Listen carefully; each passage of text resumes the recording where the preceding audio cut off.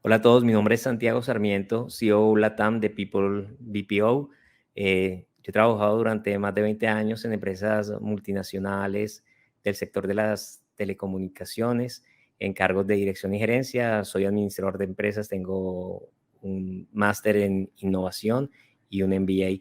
Y hoy vengo a hablarles un poco sobre transformación digital, eh, asociado al liderazgo y entendiendo cómo la digitalización es un habilitador de la transformación y no la esencia misma de la transformación digital. Dentro de los objetivos que tenemos vamos a hablar de transformación, vamos a hablar de liderazgo, vamos a hablar de lo social y de la sustentabilidad y lo de digital. Queremos profundizar sobre qué es una verdadera transformación digital y entender lo importante de la visión de la transformación digital y cómo esta se da a partir de un criterio que vamos formando sobre lo que queremos que impacte en la sociedad y no necesariamente empieza en los sistemas. Entender el impacto positivo del liderazgo femenino en la transformación digital, y esto lo vamos a explicar en detalle porque ahí vemos que hay un aporte importantísimo de las mujeres en todos los procesos de transformación, y reflexionar sobre la visión que debe tener la transformación hacia la sostenibilidad y el impacto positivo que nos puede generar. Empecemos hablando de la transformación. Es súper importante entender que este cambio es inherente a la humanidad, que el cambio y el movimiento está relacionado con lo que vivimos a diario. Si no cambias, con el cambio te cambian. Y a veces muchos pensamos que todo tiempo pasado fue mejor y pensamos que nos podemos resistir a ciertos cambios que se van dando dentro de la sociedad, y no entendemos que el trabajo que tenemos que hacer es entender cuál es nuestro propósito dentro de esa sociedad e ir buscando adaptarnos al cambio.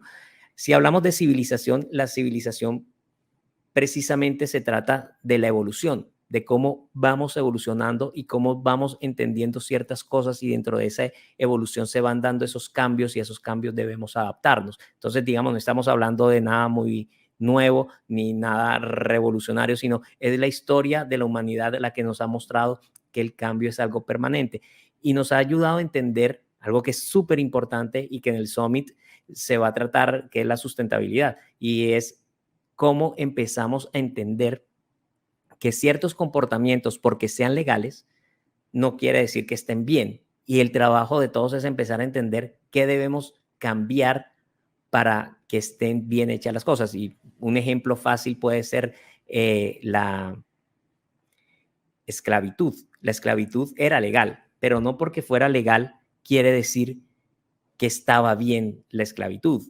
Los derechos civiles de las mujeres se han ido ganando y cada vez más toman fuerza, pero el hecho de que no tuvieran derechos y que eso de alguna manera estuviera protegido por las leyes en algún momento, no quiere decir que esté bien. Entonces, cuando empezamos a hablar de transformación, tenemos que generar una conciencia sobre esas cosas que pensamos deben cambiar, porque el mundo va a cambiar. Y si nosotros como organización no lo entendemos, y todas aquellas personas que tienen un emprendimiento, que tienen una empresa y no empiezan a entender que el mundo está cambiando y que el consumidor empieza a tener hábitos diferentes de consumo, pues finalmente va a pasar como este dibujo lo señala. Este es un ejemplo de una caja. Imaginémonos un guacal, una caja de madera que nosotros vamos moviendo y dando tumbos mientras la vamos moviendo. Mientras el piso está plano, y es como el statu quo, mientras está plano, pues yo la puedo ir moviendo sin mayor problema. Pero como la realidad cambia, quiere decir que viene una pendiente, que la realidad ya no va a ser la misma, que no va a ser ese mismo piso plano, sino que va a empezar a bajar y a descender. ¿Y qué va a pasar cuando esa caja tome impulso y a través de la inercia va a terminar destruyéndose? Entonces el trabajo de la transformación es eso. Tenemos una caja cuadrada y tenemos que empezar a ver cómo la vamos redondeando. Y es en lo estructural, no en las formas, no en un sistema, no en un ERP o un CRM, porque eso es digitalizar y luego lo explicaremos bien en qué consiste, sino en ir cambiando esa forma para que cuando venga esa pendiente rodemos. Entonces, el adaptarnos es un tema, Pero el ir adelante es otro tema y la transformación tiene que ver mucho con esa visión de poder ir adelante y empezar a entender los consumos. Es decir, sin hacer juicios sobre las realidades. Hoy nos estamos dando cuenta que la gente medita más y el mindfulness empieza a tener mucha fuerza. Y empezamos a ver que hay gente vegetariana, por ejemplo, y veganos. Y muchos lo hacen por un sentido medioambiental, fundamentalmente por un sentido medioambiental. Hay otros que hacen conciencia y dicen, los humanos no somos carnívoros, los gorilas no son carnívoros y viven de plantas, y igual que una vaca que tiene toda la proteína del mundo, se alimenta de plantas. Entonces, a partir de esa conciencia empiezan a cambiar los hábitos. Mucha gente los puede cuestionar, otros dicen la ganadería deforesta, genera metano, contamina y consume mucha agua para que se genere. Y a partir de eso, eso no está ni bien ni mal. Digamos, mi misión acá no es hablar sobre estos temas, sino decir, esas conversaciones están abiertas. Y esas conversaciones van a hacer que los consumidores cambien la forma de entender lo que está bien o está mal para sus cuerpos, para cuidar su vida. Hace poco escuchaba a un urólogo que decía que a los hombres hoy le están haciendo el examen de próstata a los 50 años, antes se hacía a los 40, y cuando le preguntan que por qué, es porque la gente está teniendo hábitos mucho más saludables. Eso quiere decir que estamos evolucionando, eso quiere decir que estamos generando conciencia, y esa conciencia tiene que ver mucho con la sustentabilidad económica, medioambiental y social, y cómo son esos impactos. Entonces, cuando hablemos de transformación, lo importante es entender esa visión y es entender qué está pasando en el mundo, hacia dónde están los hábitos de consumo. Hay empresas lácteas que hoy están trabajando en productos no lácteos, porque ya hay gente que dice que los únicos animales que siguen tomando leche después de su edad de lactancia son los seres humanos, y además la toman de un animal diferente. Con lo cual, hay cosas que empiezan a tomar fuerza, y en ese sentido, cuando hablamos de transformación, es entender ese consumidor, no desde lo digital únicamente, porque eso lo vamos a hablar, sino entenderlo en la medida en que queramos tener una empresa que sea sostenible en el tiempo, que pueda generar empleos en el tiempo, que pueda crecer y generar riqueza para la sociedad y la comunidad. Ahí es donde está el secreto de la transformación, y por eso yo quería separarlo de la transformación digital, porque en la medida que entendamos el propósito de la transformación y por qué transformarnos, ya es mucho más fácil seguir la conversación hacia otros estadios, como puede ser el de la digitalización. Hablemos ahora del liderazgo. El liderazgo ha cambiado. El liderazgo tiene que entenderse diferente, porque la sociedad ha cambiado. Las personas hemos cambiado. Entonces, ese liderazgo autocrático, ese liderazgo fuerte de supervisión minuciosa, exhaustiva, al detalle, donde no deja que las personas dejen correr su imaginación, la creatividad, la innovación, donde no las empoderan para que sean autónomas, ese liderazgo está mandado a recoger. Ese liderazgo no sirve para plantear una transformación digital. El liderazgo tiene que ser un liderazgo inspirador, y realmente el líder, como lo vemos en el dibujo, debe ser el viento que sopla, no debe ser el marinero, no debe ser el timonel, no debe ser el capitán, ninguno de los que están, no debe ser el barco, no deben ser las velas, sino simplemente el viento que sopla, el que facilita que ese barco llegue a buen puerto. ¿Cuál puerto? El que los tripulantes decidan llevarlo, porque tienen la capacidad emocional y cognitiva suficiente para saber cuál es el camino. Entonces, a partir de ese trabajo colaborativo, el líder debe facilitar todo ese proceso para que esos equipos que son de profesionales, y ahí es importante que tengamos en cuenta que cada quien tiene su rol, cada quien sabe qué hacer, y el líder tiene que dejar que hagan lo que tienen que hacer y no concentrarse, como lo decía antes, en ese modelo un poco pasado de moda de supervisar y de nada más resaltar lo negativo y nada más mostrarle que siempre le falta algo más para cumplir, sino en todo lo que se va ganando. Y no se trata de ser absolutamente protectores, sino se trata de formarlos, motivándolos y haciendo que saquen lo mejor de ellos, no que teman, no que sientan la presión y el peso. Ese es el liderazgo que se necesita para una transformación real. Si nosotros vemos, y aquí voy a explicar por qué pienso que el liderazgo femenino es tan importante para la transformación, es porque cuando nosotros vemos líderes ambientalistas, espirituales, animalistas, sociales, activistas, feministas, digamos, empezamos a ver ese papel protagónico de la mujer. Y cuando empezamos a ver ese papel protagónico de la mujer y lo vemos en función de sus intereses, el interés es general, el interés es común, el interés es la sociedad, el interés son los animales, es la protección como concepto. Y cuando vemos los roles, hoy de pronto se discute mucho el tema de los roles que tienen las mujeres, y creo que el mundo debe estar abierto para que las mujeres ocupen el rol que deseen, pero ese rol que deseen debe estar asociado a su vocación, porque es que cuando les decimos que estudien cosas para que ganen más dinero, estamos subestimándolas también, porque es que tienen la capacidad de discernir y de saber qué es lo mejor para ellas, y no hay nada mejor que hacer lo que a uno le nazca, lo que vaya con su vocación. Entonces hoy vemos cómo hay una insistencia permanente de decir, las mujeres deben estudiar ingeniería de sistemas y desarrollar, porque hoy se paga más, porque obviamente como hay tanta demanda y la oferta es poca, el precio sube, entonces se pagan muy bien esos roles, pero seguramente la conversación podría ser diferente. La conversación es qué profesiones hoy no están bien pagas. Porque yo puedo poner el ejemplo de mi hija, tiene 13 años, tiene 2 abuelas que han sido profesionales toda su vida, han trabajado, no han sido, digamos, amas de casa. Su mamá es una CFO de una empresa multinacional y tiene un cargo corporativo sobre varios países, es ingeniera industrial, tiene maestría, en fin, y nuestra hija quiere ser diseñadora de modas. ¿Qué puede hacer uno frente a eso? Que lidere.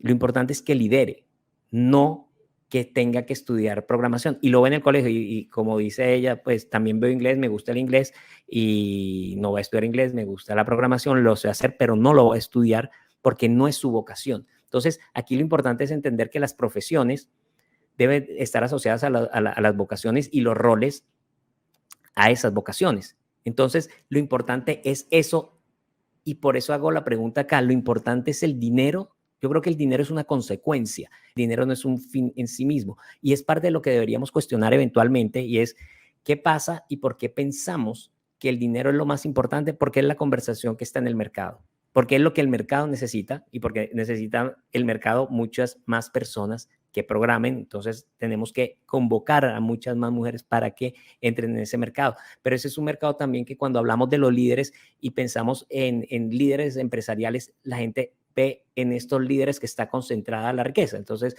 salen Gates, sale Musk, Amancio Ortega, Warren Buffett. Entonces hay esa idea de el liderazgo asociado al dinero y al capital propio.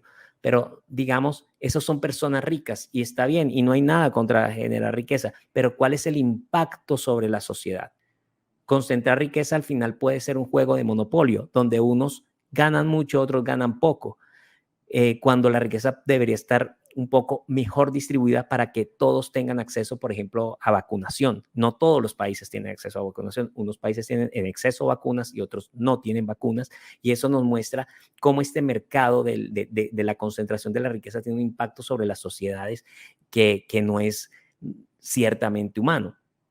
Entonces, cuando pensamos en liderar el cambio, ese cambio debe venir desde el corazón, desde lo que nosotros sentimos que debemos servir como seres humanos a la especie, cómo proteger la especie, cómo encontrar esos elementos dentro de la especie, dentro del planeta, que hoy nos amenazan. Es decir, nosotros, ¿qué hemos hecho en la historia? Hacer unos grandes huecos para sacar un producto que estaba enterrado. La naturaleza lo enterró. Nosotros lo abrimos, lo quemamos, generamos CO2 y empezamos desarrollo industrial a partir del petróleo y hoy estamos pensando en carros eléctricos y en bajar la combustión de estos derivados del petróleo,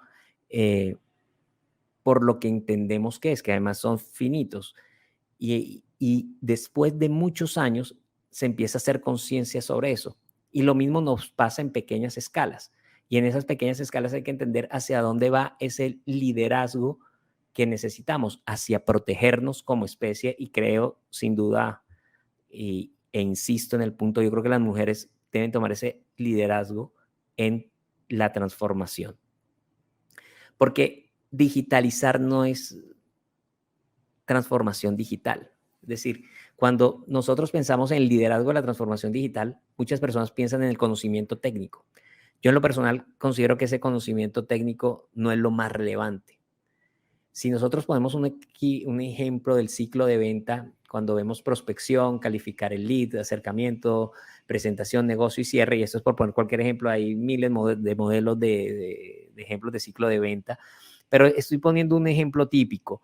Y dentro de ese ejemplo típico, ahí hay un proceso. Y ese proceso, como lo vemos en la línea verde, ese proceso en la línea verde termina siendo el sistema. Yo puedo tener un sistema que desde la prospección hasta el cierre me deje ver cómo es el proceso. También puedo hacer que ese mismo sistema interactúe con clientes, con proveedores, con empleados, con el gobierno, con los competidores. Y cuando digo interactúe con los competidores es hacer estudios de mercado, puede ser a través de medios digitales, sin lugar a duda, y herramientas digitales. Estos son herramientas, pero eso no es transformación digital. Eso es poner tecnología al servicio de un negocio tradicional, lo cual está bien, no pasa nada, pero no lo estoy transformando. Pienso que lo estoy transformando porque hay una resistencia al cambio. Y cuando ponemos capacidades digitales, la gente se resiste porque le cambiamos la forma de hacer las cosas. Pero en el momento en que le cambiamos la forma de hacer las cosas, se va a resistir. Pero no es una resistencia a la transformación, es simplemente al hábito, al cambio de forma, pero no de fondo, porque no estamos redefiniendo el portafolio de productos de servicios, no estamos redefiniendo el segmento a que vamos, no estamos redefiniendo nuestro impacto en la sociedad, simplemente estamos poniendo medios que permiten comunicar a los sistemas y a las personas, lo cual está bien y favorece fundamentalmente también la rentabilidad. Y como dice, cuando se habla de digitalizar un negocio, se hace referencia a todas aquellas acciones tecnológicas y estratégicas que hagan uso de metodologías, de métodos digitales para hacer más eficientes las operaciones rutinarias de una organización. Para hacerlo más eficientes, ser eficiente está bien, digamos, ese es un objetivo, pero no por ser eficientes y poner plata sobre la mesa de las empresas, queremos decir que estamos haciendo una gran transformación digital. Estamos tomando un negocio análogo y tradicional y lo estamos volviendo un negocio digital. Se digitalizó, no se transformó. Cuando hablamos de transformar, tenemos que entender que cambiamos fundamentalmente nuestra forma de entender al consumidor. Ahí es donde vemos empresas que, por ejemplo, hablan mucho de hemos creado tantas utilidades, hemos generado tanto de EBITDA, hemos crecido en ingresos. Y mientras tanto vemos que en las redes sociales y sus clientes no están satisfechos con esos servicios. Entonces ahí decimos, o sea, sí, pudieron poner capacidades digitales, sí, eso les mejoró el margen de contribución sin ninguna duda, pero no están cambiando la sociedad. Es más, tienen clientes frustrados, ponen capacidades de estos bots que dicen, no entiendo su pregunta y le repiten insistentemente y una cantidad de habilidades de autogestión que no funcionan de la forma adecuada. Entonces, con esto, lo que quiero decir es, si nosotros nada más vemos hacia adentro y lo vemos en función de generar eficiencias, hay una digitalización y que trae unos beneficios económicos para la organización, sin duda. Y muchos de esos beneficios económicos es, en muchos casos, cerrar la posibilidad de generar nuevos empleos y es reducir los empleos. Pero eso es otra conversación en la que no quiero entrar para que no nos perdamos de la esencia de la conversación. Cuando vemos el avioncito es porque al final tenemos que entender que la tecnología es el avión, que los procesos es la hoja de navegación del avión, la hoja de ruta del avión. Pero la transformación tiene que ver con el piloto, con hacia dónde llevo ese avión. ¿Cómo defino la ruta? Porque la ruta está porque alguien la definió. Y al definir esa ruta está la inteligencia de ese ser humano. Y es cuando digo, ese sentido femenino de las mujeres, de la protección del humano, hace que esos procesos estén orientados no solo a generar eficiencias, sino a generar bienestar y a proteger a la humanidad. Entonces, ese sentido de protección es el que debería tener la transformación digital, porque como lo hablaba hace poco con alguien, si no es humana la transformación digital, empezamos a temerle y empezamos a ver estas películas de ciencia ficción donde todo el futuro los robots se van a apoderar del mundo y la inteligencia se va a apoderar del mundo, porque no vemos la sustentabilidad como el objetivo de la transformación digital, sino vemos la generación de riqueza y la concentración de la riqueza. Dice, bueno, si yo puedo producir con menos, me hago más rico, pero sin mirar el impacto que eso podría tener sobre la especie, inclusive.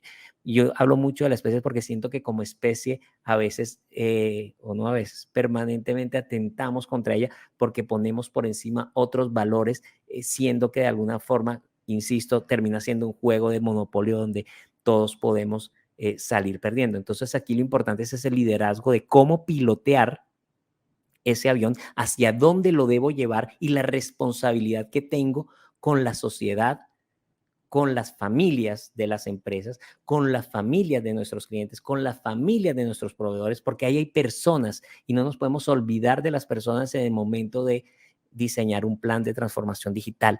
Ahí es donde está el grave problema y ese temor apocalíptico de las películas es porque estamos pensando más en el dinero y, y sin preocuparnos en la concentración de ese dinero que realmente en un impacto social positivo. Entonces, aquí hablemos de lo social y lo social debe ser prioridad en la transformación digital.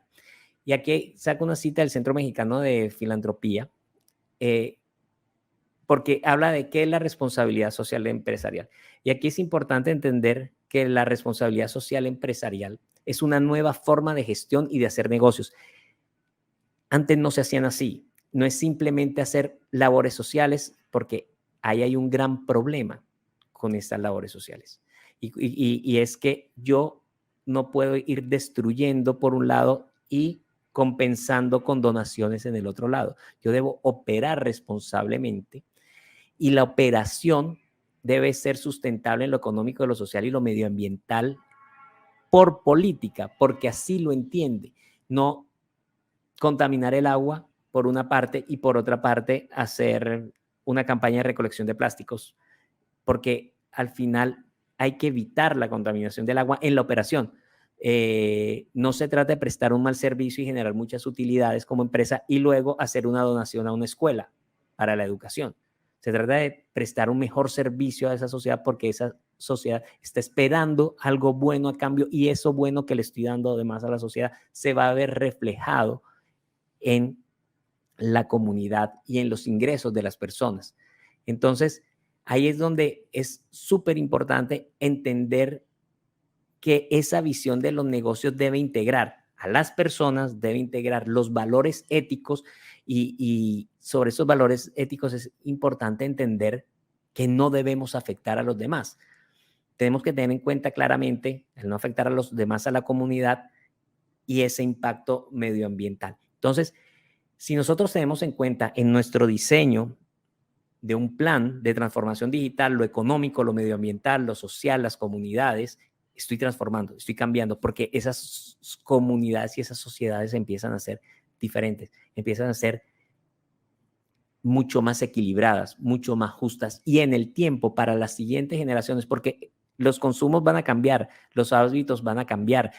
Si nos damos cuenta, cada vez hay menos guerras, pero todavía hay guerras y tenemos que empezar a entender que esas guerras deben ir desapareciendo y en un momento se van a desaparecer. Finalmente, nosotros, ¿cómo lo hacemos? Para poner un ejemplo práctico y con eso terminamos.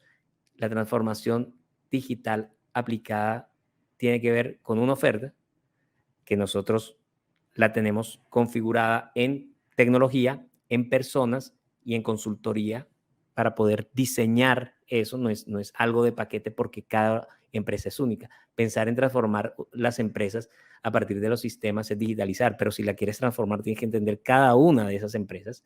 Y nosotros, por ejemplo, buscamos que tenga un impacto en las regiones, porque a veces hay una concentración en las ciudades y las regiones se empiezan a desocupar.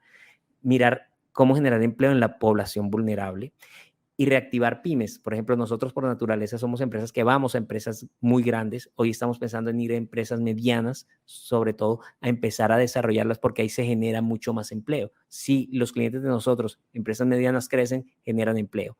Entonces, logramos que las personas puedan trabajar desde sus casas, puedan tener un trabajo digno, si tienen discapacidad en la movilidad, puedan tenerlo, generar nuevas y reales fuentes de empleo, es decir, vamos a operar donde están las personas, no decirles vengan a las ciudades que nosotros estamos en las ciudades, sino operemos desde las poblaciones y desde las regiones, porque ahí se generan nuevas fuentes de empleo y caracterizamos la población para ir a la población vulnerable y no es quitarle a la competencia los empleados porque ahí no estamos haciendo nada.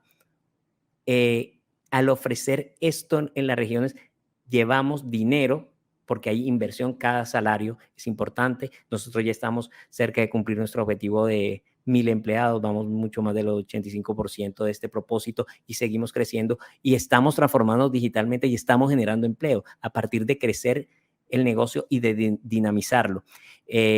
Como les decía, desarrollamos el segmento de pymes porque ahí generamos un impacto positivo al llevar tecnología a un costo bajo y también buscamos que la tecnología no desplace al ser humano, sino subordinamos la tecnología al servicio de las personas.